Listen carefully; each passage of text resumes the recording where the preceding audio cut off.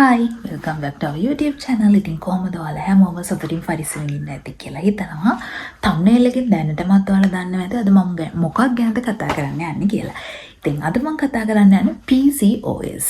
ඒ කියන්නේ මේ කාලේ ගොඩක්ම ගැහණු අය අතර බහුලව තියෙන රෝගයක් ගැන. ඉතින් අපි intro එකට ගිහින් ඇවිල්ලා වීඩියෝ එකේ ඉස්සරහට බලමු මොනවාද මේකේ symptoms කොහොමද මම ඒකට face කරේ අපි මොනවාද මේ වෙනින් කරන්න ඕනි කියලා.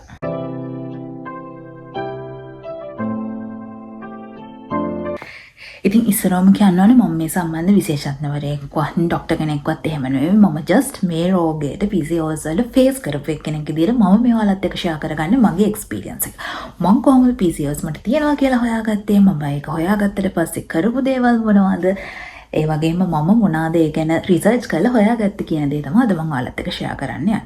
ඉතින් මේ PCOS තවත් කෙනෙක්ගෙට PCOS කියලාත් හඳුන්වනවා. ඒකේ දීර්ඝ නාමය වෙන්නේ Polycystic Ovary Syndrome කියන එක.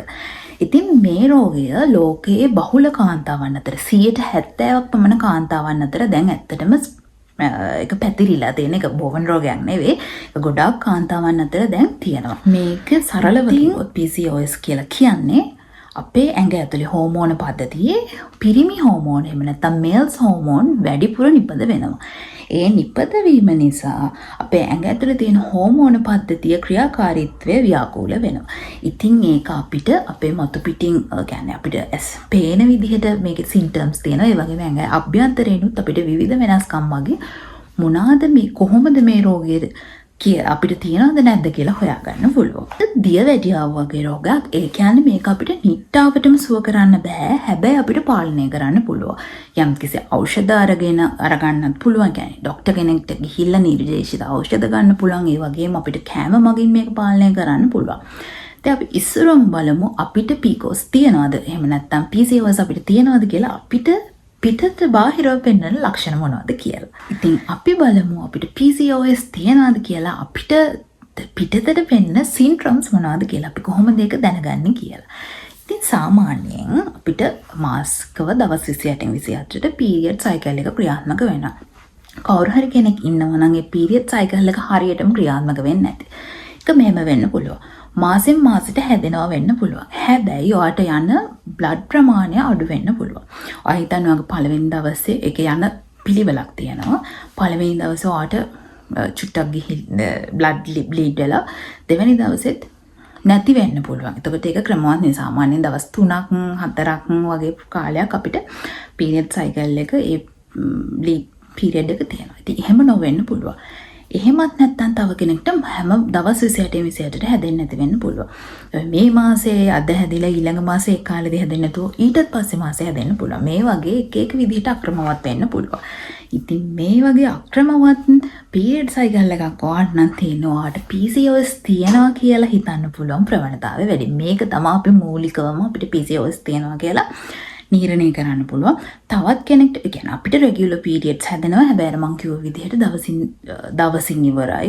එකමාරින් ඉවරයි. දිගටම සාමාන්‍ය විදිහට නොතිබෙන අයට පවා ඉතින් PCOS තියෙනවා කියලා අපිට හිතන්න පුළුවන්. ඒ වගේම තවත් ලක්ෂණයක් තමයි අපි ඩයට් කරනවා. අපි ඩයට් ප්ලෑන් එකක් කරනවා, එක්සර්සයිස් කරනවා, වෑංග අඩු කරන්න, අධික බාරුකම අඩු කරන්න අපි නොයෙකුත් දේවල් කරනවා. ඔයා ගොඩාක් දේවල් කරත් ඔයාට සතියක් ගිහිල්ලා ඔයාගෙන් ග්‍රෑම් 100ක්වත් අඩු වෙලා නැති වෙන්න පුළුවන්.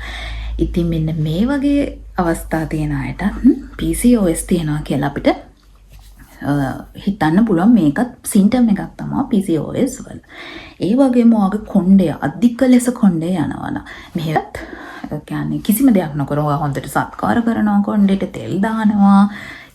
අනං ඉතින් අපි ඒකත් අපිට PCOS වල සින්ඩ්‍රෝම් එකක් විදිහට කියන්න පුළුවන්. ඒ වගේම තවත් මූලික ලක්ෂණයක් තමයි අපේ ඇඟ අනවශ්‍ය රෝම අනවශ්‍ය විදිහට මේ මූණවල් වල මේ උඩු රැවුල මේ ජෝලයින්ස් වල අනවශ්‍ය විදිහට රෝම වැවෙනවා නම් ඔය ඝනකමින් යුතු රෝම වැවෙනවා නම් මේකෙත් අපේ ඇඟේ ඇතුලෙන් නිපද වෙන පිරිමි හෝන වැඩි නිසා තමයි අපේ මෙහිම අනවශ්‍ය රෝම ඇති වෙන්නේ. ඉතින් මේක එක සිම්ප්ටම් එකක් නේ අපිට PCOS තියනවද නැද්ද කියලා හොයාගන්න වෙනවා. අපිට නිතරම නිදිමත එනවා.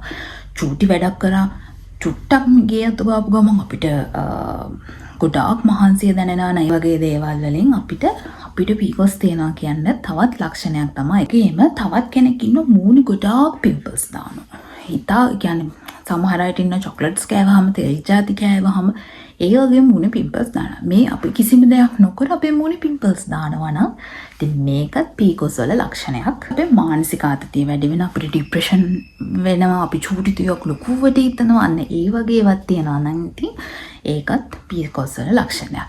කෙනෙක්ට මේ සියලුම ලක්ෂණ නැති වෙන්න පුළුවන්. මේකේ ලක්ෂණ 2-3ක් තියෙන්න පුළුවන්. එක ලක්ෂණයක් තියෙන්න පුළුවන්.